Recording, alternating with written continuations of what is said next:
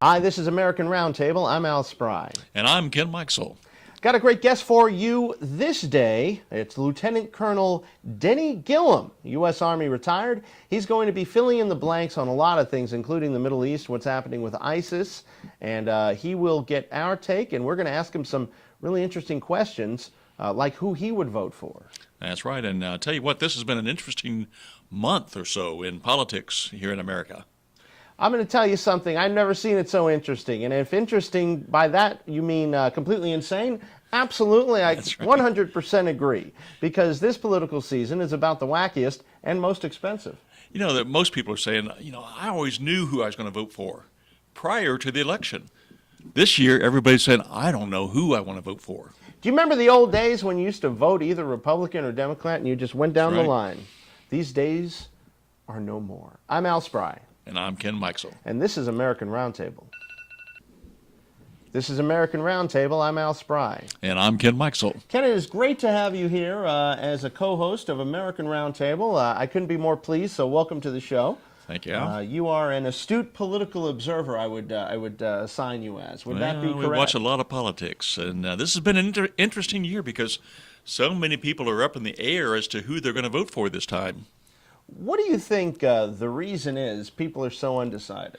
Well, most people either voted Republican or Democrat, but now everybody's ready to throw all the parties out, and let's just go independent or vote for the person, which I think is the most important thing. I agree with voting for the person. There's frustration I can see out there. There's a lot of frustration. There's a lot of folks who are angry, scared, running on a hair trigger. People are not happy in America. There's not a big sense of happiness. There is among, of course, very rich folks, because what the heck, they got a lot of dough and more power to them. This is America after all. But a lot of people are frightened by watching the news and what's on the news, and they feel like their lives are out of control. Do you feel that? Do you feel that vibe? I think in the last 7 years of the Obama administration, I think we've had a lot of fear come into our country today. People don't understand all that's behind, particularly ISIS. And, we've got schools shutting down. You've got shootings, different places. Mm-hmm. People are very, very worried. So they want to channel this worry into feeling like they're doing something. Mm-hmm. So they find a guy who's not really a politician, like a Donald Trump or a Ben Carson, and this is on the Republican side, of course, and they kind of throw the dice and hope that their guy is meaning what he's saying. The only problem is this is politics, and who the heck means what they say? Most people that have been in Washington say that there's always a lot of untruth that's being shared when you go to Washington, D.C. And I think people are just wanting someone they can trust, someone that they will do what they say they're going to do. We haven't seen that in a while. I hope that someone out there is really saying the truth. I think Trump is gaining so much popularity, and they keep trying to pull him down because he's one of these guys who doesn't pull any punches, or he's known as that. Yeah. I'm sure he has his amount of BS as well, like a lot of folks do, but he says it very honestly, regardless. Mm-hmm. The only problem is I don't get a read on him. He's unpredictable to me, Donald Trump. What about you? Well, I think he just always says what he feels and doesn't hold anything back. Feelings sometimes can get you in trouble, though. If you're out there and you're dealing with ISIS or president of another country, right, you've got to hold back and not criticize as much as you might do as a building or business developer. Like in the terms of diplomacy and all that, which is basically another word for kissing butt, because you got to bow to the Sultan, you got to walk a certain way when you're in a certain country, and all this, wear the funny hat and all that kind of stuff, right? For good feelings and all. With our last administration here, when again you're talking about bowing to the leaders that are Muslims and things like that. No president in our history has ever done that before. Yeah, and I guess that's the new thing is warm and fuzzy feelings. However, this is American Roundtable, and we're not that fuzzy. We pretty much call it for what it is. I want to talk a little bit more about Trump towards the end of the show, some thoughts, but I want to make way in our next part of the show for Lieutenant Colonel Denny Gillum, U.S. Army retired. He's going to be giving us the straight dope from the military point of view about what's going on in this crazy world, especially in light of events in California and what we're doing in the Middle East. That's right, and every day we wake up with another school closure or something going on in the news. So again, fear is what so many Americans are feeling today, and we're not used to that because we've always had a leader that always protects us, and that's his number one job, is protecting the citizens of the United States. To paraphrase one of the greater presidents, I will say the only thing we have to fear is fear itself. And that's true. Nothing to fear, folks. We're going to get you through this. I'm Al Spry. And I'm Ken Mikesell. And this is American Roundtable. Hi, welcome back to American Roundtable. I'm Al Spry. And I'm Ken Mikesell. So happy to have our guest. It is Lieutenant Colonel Denny Gillum, U.S. Army retired. Colonel Gillum, welcome to the American Roundtable. Glad to join you guys. Looking forward to it. Well, there is so much happening in the world today, and it's such an uncertain place. We're here to provide maybe a little bit more comfort to folks about things that are getting done and maybe provoke a little bit of the need to fix some of what we're doing by some other comments. But let's start off with where do you see this ISIS thing playing out? What's going on right now with them, and what are the various solutions that we can? Because these guys are scary. Well, they are scary, and that's their long suit. And they're totally in control because we're doing nothing to stop them.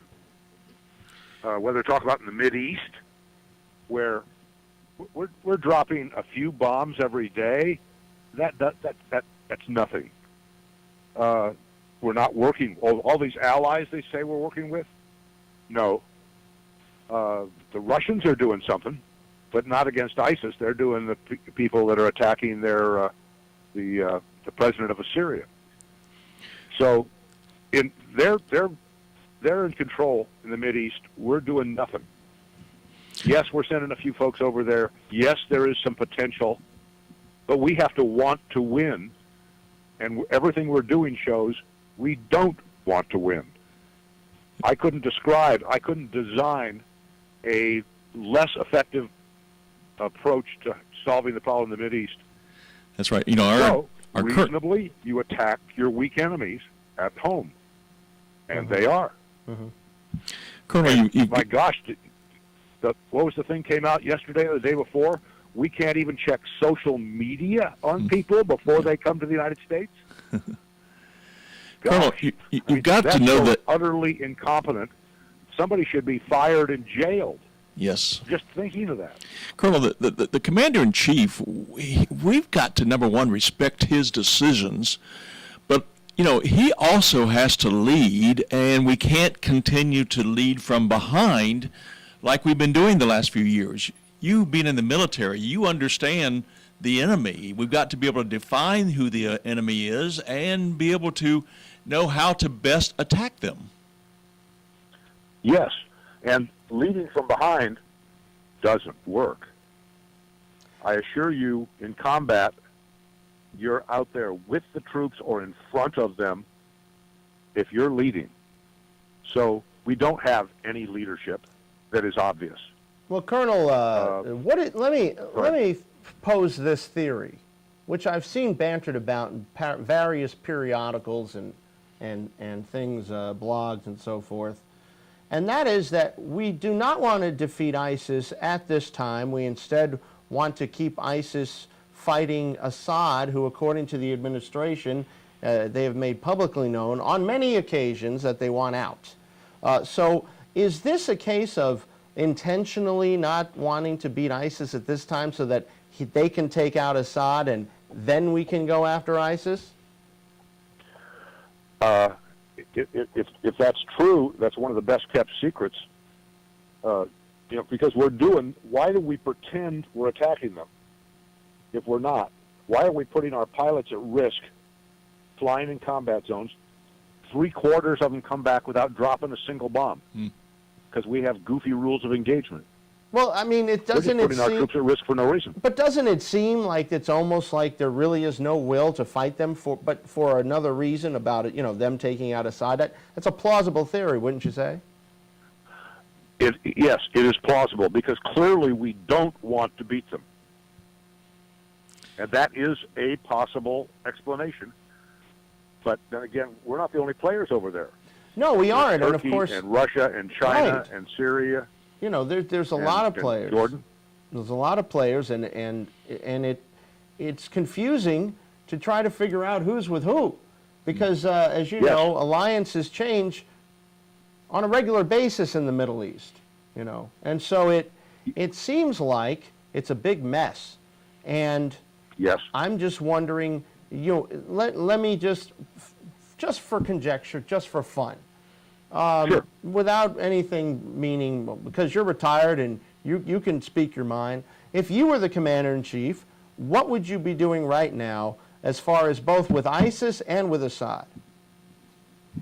Okay, so we're talking Mideast, not domestic terrorism, right? Yeah, Mideast right now. We need to go out and target them and kill them or cause them all to surrender, a la World War II. Mm-hmm. Now, granted, there were countries we were fighting, and a country could surrender. But there's a lot of techniques we could be using. But why not put 100,000 troops on the ground, lots of special forces guys to train their insurgents to help them fight, and set a goal of within a couple of months nailing every one of them. Now, granted, they can disappear into the hillside and all that sort of thing. But if we make it clear that if you mess with us, we're going to take you out as fast as we can, wherever you are, Syria, Saudi Arabia, wherever you are, we're coming. I think that would be very effective. Yes. Colonel, in World War II, of course, so many great generals were there, Patton and others, that led our troops. And do you think that we have good leadership in the military today? We're losing what little good leadership we still have. The primary purpose of having a military is to kill people and break things. And if we're really good at it, nobody will want us to do that, so therefore we won't be attacked. So it's acting as a deterrent, in other words. Yes. However, we have to have warriors running the military for that to work. Yes. And that means the primary focus is combat effectiveness. Certainly in the last 2 years, probably in the last 5 years, the primary focus of the United States military has been political correctness. We're going to threaten the enemy by saying we have better places for our pregnant women and new mother soldiers to nurse their children than you do. Be careful of us. We are wimping out, and the warriors in the leadership have either been forced out or are slowly easing out. Yes. So yes, we still have some, but nowhere near as many as we need. Well, a lot of it, too, is that the commander-in-chief is not, the president is not backing up the leadership of the Army, the Navy, and the Marines. No, he's not. And the Marines ran a year-long test to show comparing all male units against all female or male-female mixed units in infantry-type units. That showed that the mixed male-female ones were significantly inferior, and they blew it off. Well, because the RAND Corporation has just run a study about possible SEALs and that sort of thing. Showed it to be a disaster. The Secretary of the Navy, the same guy who blew off the first one, will blow that one off. Political correctness is the rule of the day, not combat effectiveness. Well, is that because the prevailing attitude now is everyone's going to hold hands, and we don't really need the military acting in the capacity of the warrior? Why the change?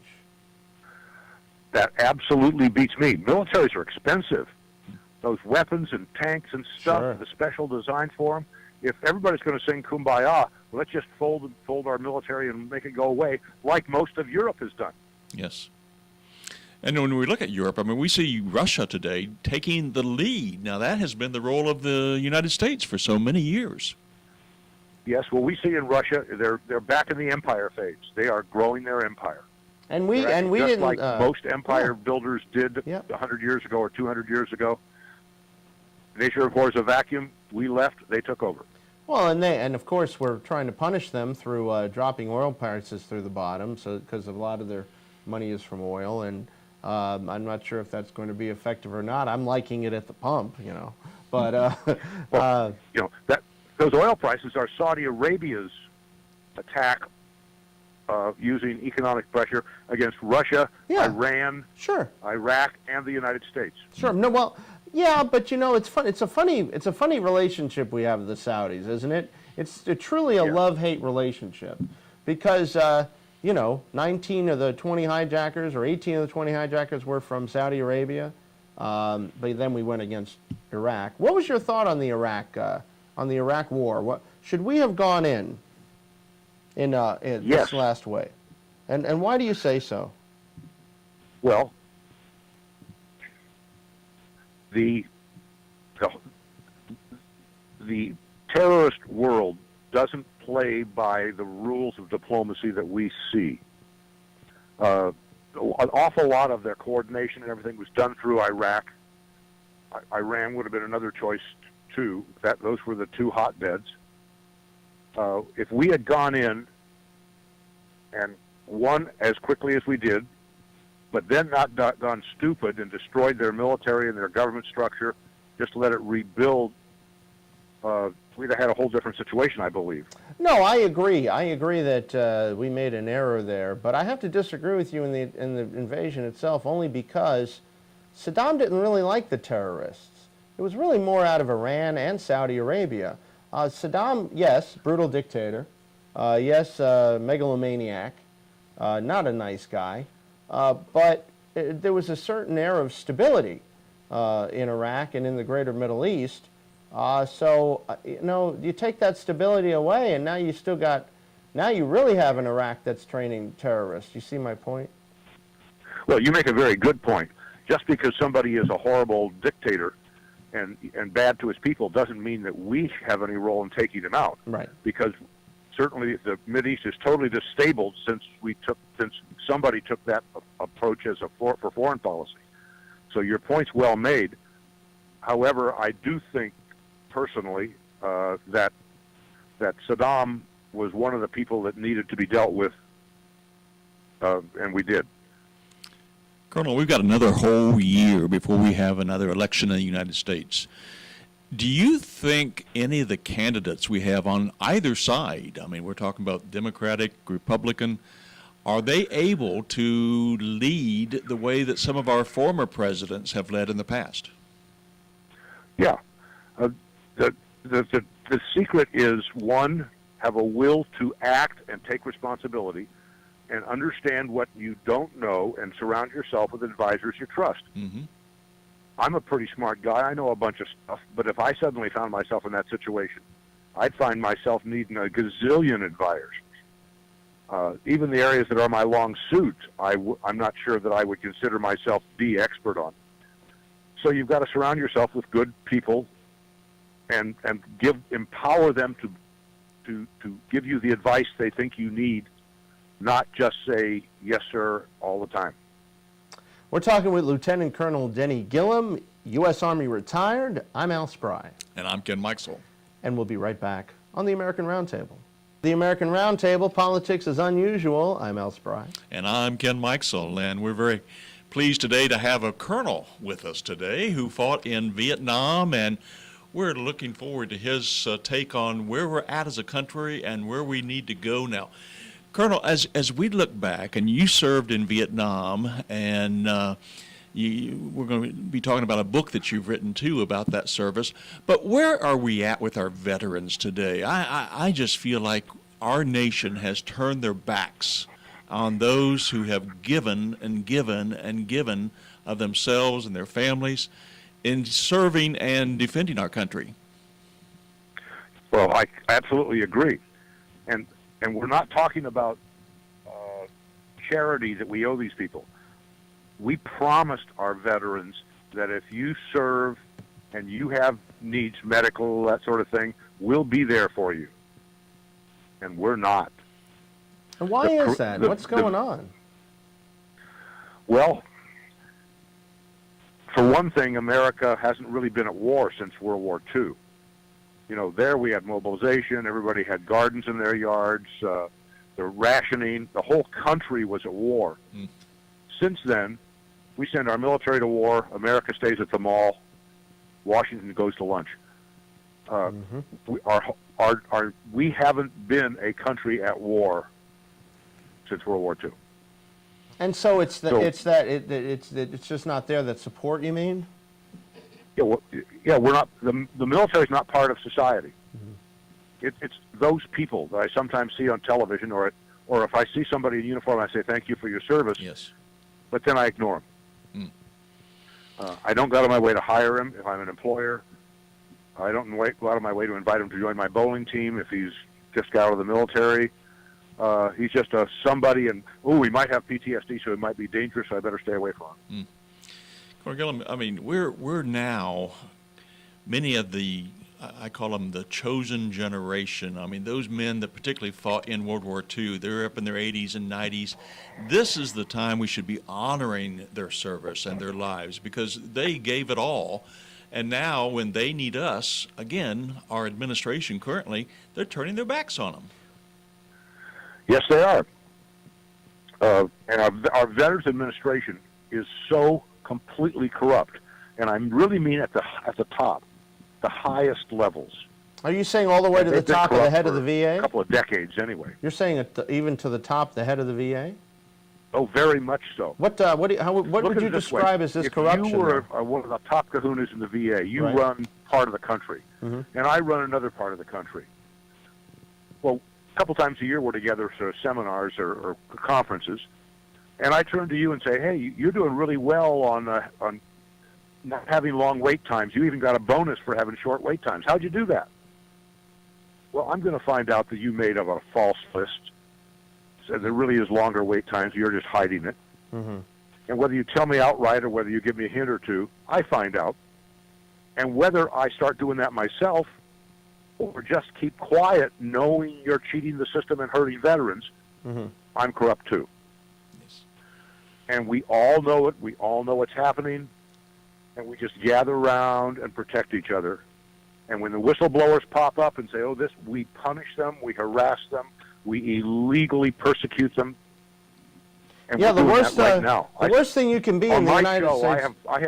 I have whistleblowers every week from the VA talking about how they are being abused illegally. Oh, sure. I was going to say the most dangerous person to be nowadays is a whistleblower in the government.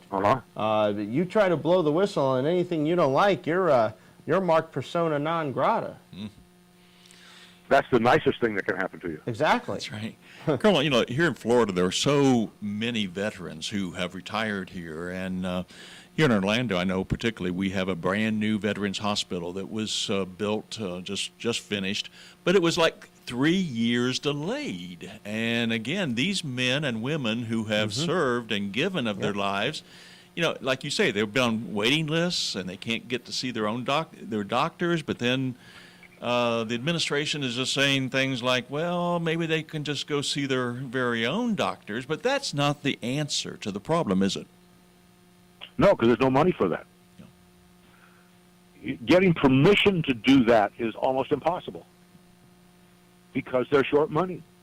Because we have to spend money welcoming in refugees and illegal aliens from south of the border, and all this other kind of stuff that we need to do, and we only got so many dollars. Well, here's the thing. Veterans can just take back seat. Did you notice that when the banks were going under, we found money, lots of money. Yeah, or when General Motors and Chrysler Right. went under. Correct. We all of a sudden money. So I never buy into the there's not enough money idea, although that's what's being perpetuated, like you say, by the government. Well, there's not enough money. When it's necessary, you can always print more. Remember, we are the United States. We can print as much money as we want to. So, We can. We'll pay for it. well, exactly. However, tens of thousands of homeless vets is not the answer either, and that's what we have. We also have vets not Yes. getting proper psychological treatment, and then you end up Yes. with vets going insane. And so Well, you have them committing suicide. committing suicide at 1 an hour now. 1 per hour of veterans is Yes. committing suicide. This is and I don't hear any call to action. To me, that one statistic should be enough to get everybody up in arms, but it doesn't seem to be happening. Why? And one of the reasons that we have so many vets committing suicide is when they do show up at the VA for psychiatric help, they're given drugs, Yes.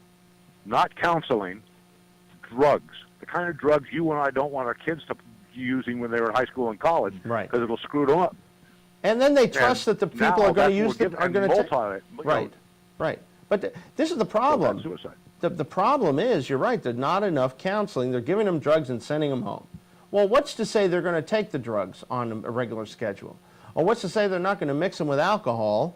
Or what's to say that the drugs are going to be ineffective as they are? I mean, yes, I believe that drugs have a place in psychological treatment, but not without counseling. You can't just say, "Get here, take 2, and call me in the morning," right?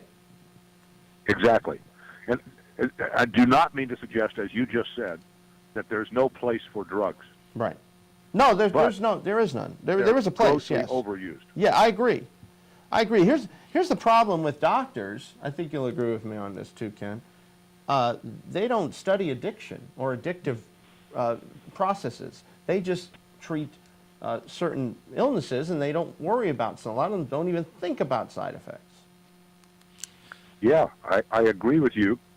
As a matter of fact, if you're a doc and I'm a doc and we're psychiatrists, if we're going to do drugs, we can see a patient every 15 minutes. If we're going to counsel them, it may take 2 hours per patient. Sure. That's right. Where's the most Sure. money? And you remember back in the early 80s, it was the combination of the conservatives and the liberals closed all the asylums or the mental health hospitals. Because on the left they said, oh, they're not treating humanely. And on the right they're saying, well, let's save money. We can treat people outpatient. We don't need to keep everyone locked in. And now what do you have? The jails are serving as mental health facilities, and a lot of veterans end up in jail. And this whole system needs revamping a major way. Yes, sir. It really does. Colonel, you've written a book about some of your experiences too, and also, well, first of all, give us the title of the book. The title is The Smiling Ranger. As a matter of fact, 51 years ago right now, I was graduating from Ranger School at Fort Benning, Georgia. And were you a smiling ranger? Well, I was then because I was graduated. but I took a lighthearted look at my career. It's about 120 very short stories of mostly funny things that happened in my life. Well, give us an example of a good story. Wow. The first time I was in combat in Vietnam as a rifle platoon leader, we were finding our way through a horrible jungle. My platoon was leading the rest of the company. We were looking for an enemy base camp, couldn't find it. The company commander called a stop. All the platoon leaders were supposed to come back. And we were talking, and we just started talking, and this huge explosion, bullets flying everywhere. Of course, we all hit the ground. The area it was coming from was from where my platoon was, so I had to get back to my platoon. Well, I wanted to stand up and run back to my platoon. But I couldn't get off the ground. I was up on my knees, and I just couldn't. I'm sure I was afraid. So I started running on my knees. Eventually, I got up on my feet.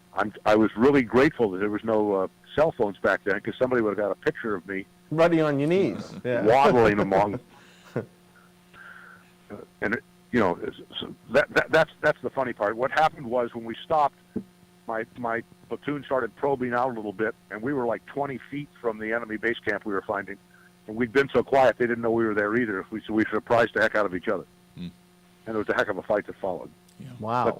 But the funny part of it was my waddling. Hey, at least you got to give a little comic relief to the situation. Yeah, it wasn't funny then though. It was, of course. Well, in the world that we're in today, we need a little comedy too, because we need a lot of comedy, brother. We've become so, we were talking about it earlier, fearful of what living in the USA is today. We're talking Yes. with Lieutenant Colonel Denny Gillum, U.S. Army retired. I'm Al Spry. And I'm Ken Mikesell. And we will return shortly on the American Roundtable. Welcome back to the American Roundtable. I'm Al Spry. And I'm Ken Mikesell. Lieutenant Colonel Denny Gillum is our guest today. He is retired, and he's got a lot to say about a lot. Let's turn to something very serious that's occurring right now, and within the last few weeks, we had what I want to refer to, and what a lot of people are deciding now, is a terrorist attack, a very small-scale terrorist attack, using small-scale tactics, but still creating what terrorists like to call terror, of course, fear. Why don't you give us your take on the goings-on, and what's going on? What do we have to look out for in this country? Are we entering a new phase? We're certainly entering a new phase. We entered into it during the Fort Hood massacre by a radical Islamist who killed a bunch of soldiers. Yes. And that So kept this is being the second one. that kept being spun as other things, but of course it really is another form of terrorism. You know. It's clearly, the guy was a radical Islamist. He was shouting Allahu Akbar. He'd been in touch with radical Islamists overseas. We knew he was, but political correctness wouldn't let us approach him because he was a Muslim, and that's the protected religion in America, even back then. We still can't admit that it was anything but workplace violence. No. And indeed, that was even addressed for San Bernardino because the guy did work with the people at the Christmas party. That's what terrorists do. Back in the day, when back when Osama bin Laden was running Al-Qaeda, it was a top-down command or performance. He called all the shots. When he got taken out, they moved to a more egalitarian type thing, bunch of equal opportunity people. ISIS broke away from Al-Qaeda. Al-Qaeda is more Sunni, Shia, and ISIS is Sunni. Mm-hmm. So they split off, but they followed the same background. They're opportunists. They know that they want the publicity, they want the kill ratio, they want the gee whiz ratio because that attacks recruits, and they're attacking. You know what else they want? I think that. Do you know what else they want? Go ahead. Is they want to get more, like you said, they want to get more members. And how do you get more Yes. members? You put attacks out, and then you get credit for that they're Muslims, and then people start hating Muslims. And when you hate somebody, a lot of times, especially if they're young and impressionable, and they're on chat rooms and they're on the internet, they say, well, if all these folks hate me so much, I might as well become radicalized and give them something to really hate. And so I believe that Donald Trump is doing a disservice by spewing stuff about keeping Muslims out, because there are a lot of Muslims in the United States. There are a lot of Muslims fighting in the U.S. Army and other branches of the U.S. military. And so I really think it's harmful, personally, when you try to denigrate one group based on a religion, because there's a lot of moderates in every religion. And, of course, there are a lot of, how shall we say, wingnuts in every religion. And so... In every group. You see what I'm saying, though? When the worst thing that people can do is start hating on Muslims as a group. I absolutely agree. That said, almost all the terrorist activity in the world today, and particularly in the United States, is Muslim-based. Yes. And to ignore that is to forget something. I agree. And the problem Dr. Zuhdi Jasser heads a Muslim organization of very patriotic Americans. Mm-hmm. He's going to be a guest on my show, Frontlines of Freedom, this next weekend. Right. He's a personification of the patriotic American Muslim. Yes. That said, during the Iran hostage crisis, way back when, I was a Mideast war planner back then, President Carter banned all Shia Muslims, and all Iranians. That was no big deal. During World War II, President Franklin Roosevelt put all Japanese Americans in concentration-type camps. Right. If you can identify a key characteristic of the people that are attacking you, at least pay a lot of attention to it. Absolutely. I believe that obviously this is an more extremist form of the Muslim religion, because I know Muslims. I know Muslims who just want to live in peace and are moderate folks. My whole thing is, yes, if you could say Muslim, I think you should call it out for what it is, Muslim, but also call it out that it's a what would you refer to as an extremely conservative branch of the or radicalized branch of the Muslim religion. In other words, you know. Yes, they are radical Islamists. Is the phrase I use. Yes. And I would venture to say that the vast majority, certainly 70% of Muslims worldwide, are just people of faith who want to do their thing, live their life. Of course, we hear our president talking about most of the ones trying to escape now are women and children. But I've seen pictures, and these are not women and children that are trying to escape. And isn't it interesting? If when I was in the military, I left my family here, and I went to fight in the combat zone. These people have left their women and children in the combat zone to flee here. Yes. Explain that one to me. That's right. And then we don't have money to take care of our own veterans. Right. Well, thank you, Lieutenant Colonel Denny Gillum, U.S. Army retired, for coming on to the American Roundtable. Check out Colonel Gillum's cast. It's what do you do? Video cast, sir? No, it's broadcast. Beautiful. So it's broadcast a radio show. Frontlinesoffreedom.com. Frontlinesoffreedom.com. Check that All out the for a nice, podcasts are available on the website. Nice radio show that you can get I can tell you're a guy that pulls no punches, and I really enjoyed having you on. And some final words, Ken? That's right. And don't forget, we want to have some hope, too, and give you some hope today.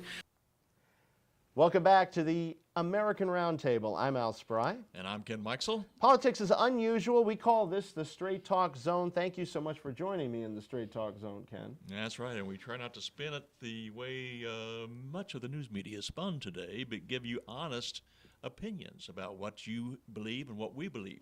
I want to talk guns for the next few minutes. I am a gun owner. It doesn't mean I'm any kind of maniac or I want to go shooting anybody.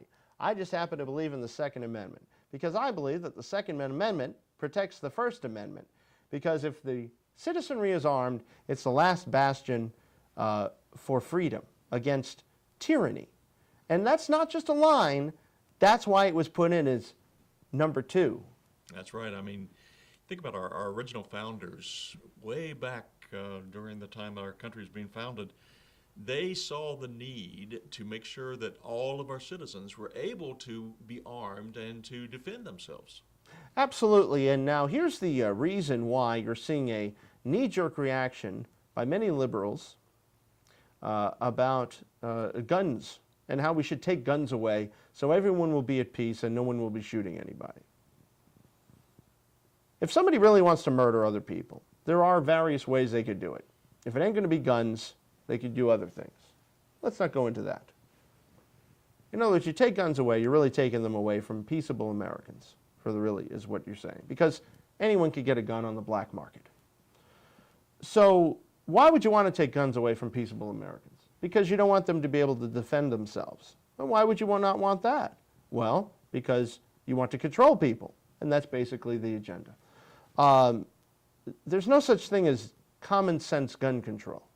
Once you start chipping away at any freedom, that freedom goes by the wayside rather quickly. That's right. And of course, the guns could be the first thing. The next thing they might try to do is to say, well, let's take away the vote. You know, we can do elections different than the way we do it today.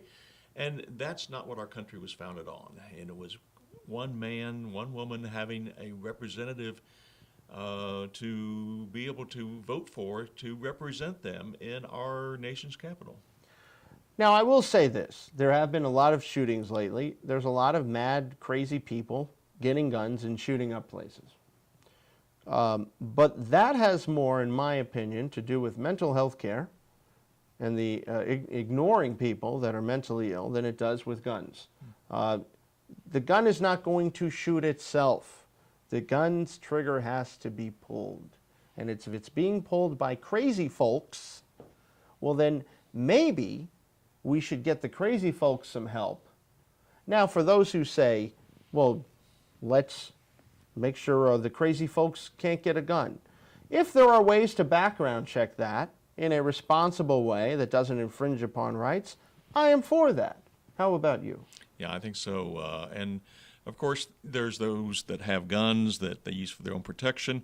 But then again, bringing back military-style guns, that can shoot off thousands of rounds in a second or minute, those need to be looked at as a possibility of having those guns removed from gun shows and other places where people purchase those guns, because that's where much of the problem lies today. I think there has to be some tightening of certain loopholes, but that doesn't mean let's start registering the guns and taking away the guns. That's a whole different thing.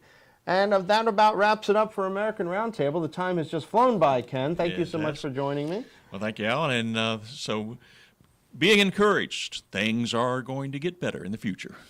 And God is in control. I'm Al Spry. And I'm Ken Mikesell. And this is the American Roundtable.